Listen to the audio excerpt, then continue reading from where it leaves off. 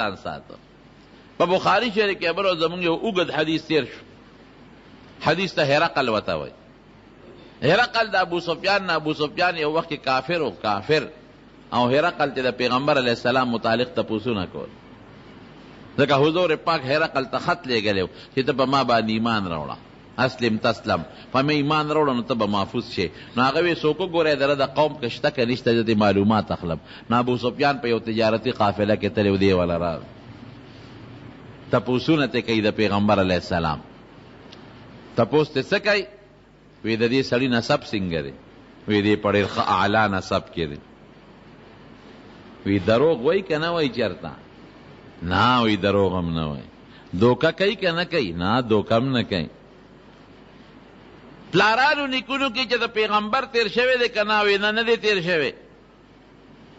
بادشاه پکې تیر شوی دی؟ نه بادشاه هم نه تیر شوی. او ورته وایي که د پیغمبر یا بادشاه په نسب کې تیر شوی نو ما به وایي چې دا دی دغه بادشاه دپاره چل جوړوي، دا پیغمبر یې چل جوړ. نو ټولې خبرې رښتیا کوي. نو ابو سفیان څه وایي؟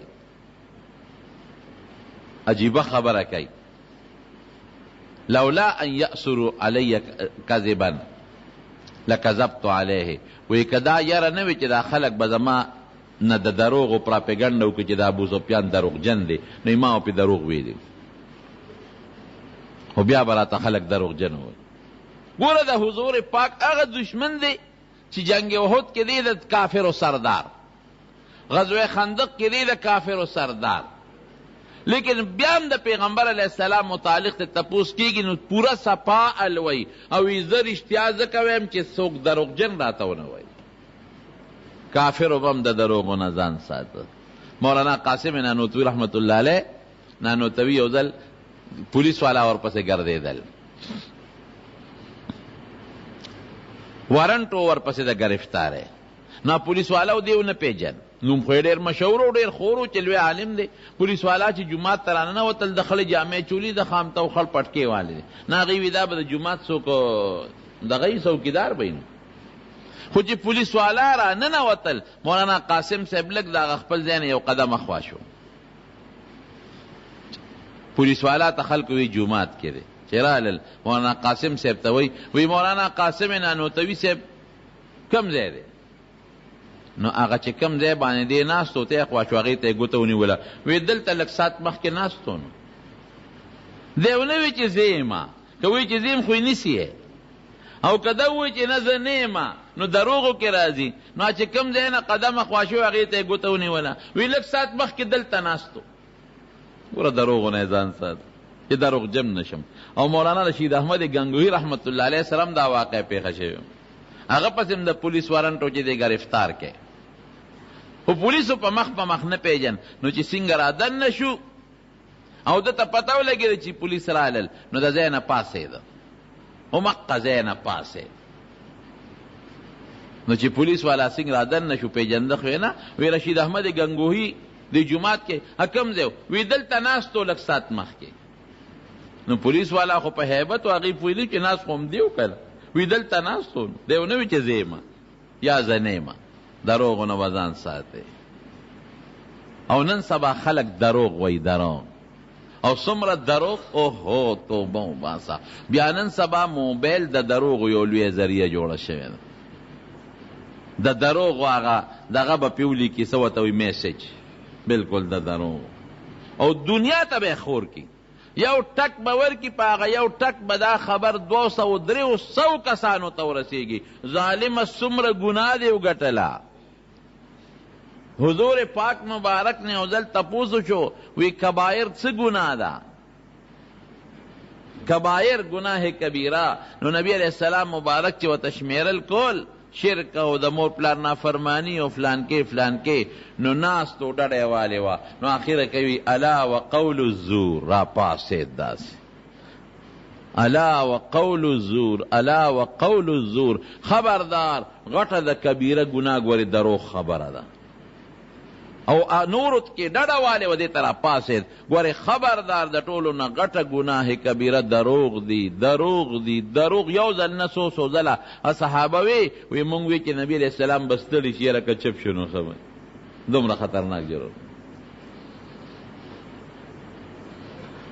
دومره خطرناک جرم او دنیا کیم تاوان دی او آخرت کیم تاوان دی دروغ د اسکول په دې کتابونو کې یو قصه چې د پخوا مالی دی اوس معنی یې دی چې د اتم جومات کې و که د شپږم جومات کې و یو سړی و هغه به ګډې چیلې ساتلې سرولې شپونکې و شپونکې دروغجن و نو یو ځل یې چغې کړې وی خدای مو بخه چیر آگیا زمری راغې زمری راغې زمری راغې نو خلک د کلي منډې کړې نو چې ودرېږه زمری راغې او د دې شپونکي دا ګډې چیلې خو به ماتې کړي نو چې ورغلل ویې کتل نو دې دقسې ناست دی او خاندي زمری کم دی نو بس خلک خو پوه شو چې دی مونږ هسې به یې د کوره راوویستو زمری نشته هسې به یې د کوره راوویستو ویې کړول دا ټوقه به کله کله کوله یو ځل په یقیني زمری راغی چې زمری سنګ راغی په هغه ګډو چیلو ورته ونښت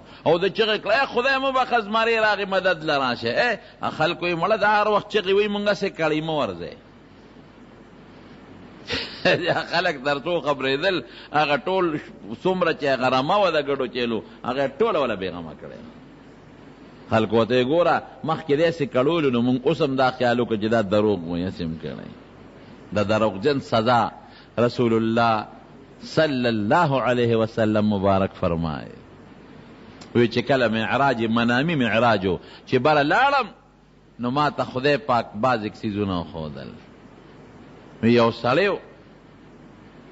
نو د هغه په لاس کې د اوسپنې یو کونډه ده داسې کږه تیره یو بل سړی د هغه دې وښکي کې دلته ورکوي او راکاږي یې دې سټه پورې دا وښکې ورته شلی او دې چغې وایي وینې ته بیږي او چغې وایي او داسې وله راکاږي چې دا دې خوا شونډه چې د دام اخوا اوچته شي او دا بله لاندې ویزانده شي نو بیا دا بل وښکي ته وله هغه کونډه واچوي دې بل ته نو راکاږي دې سټه پورې نو داسې راکاږي نبی علیہ السلام فرمایي چې دا غوښې ته جدا کړي دا لاندې شونډه لاندې لاړه شي دا بره بره لاړه شي وینې ته بیږي او دې چغې وایي نو چې دا وله وشلی نو دا بله جوړه شوي نو بیا وله دا کټ کوي نو چې دا شلی نو دا یو جوړېږي او بله شلی نه جوړېږي بیا شلی او دې چغې وایي نو یې ما ته تپوس وکړه قصه اوږدره خو بالاختصار چې دا څوک دی په دومره عذاب کې مبتلا دی وی دا ستا د امت دروغجن سړی دی او دی د قبر عذاب دی د آخرت هغه لا وروستو خبره ده دا دروغجن سړی چې دروغ وایي دی د قبر عذاب دروغ خو لا لویه خبره ده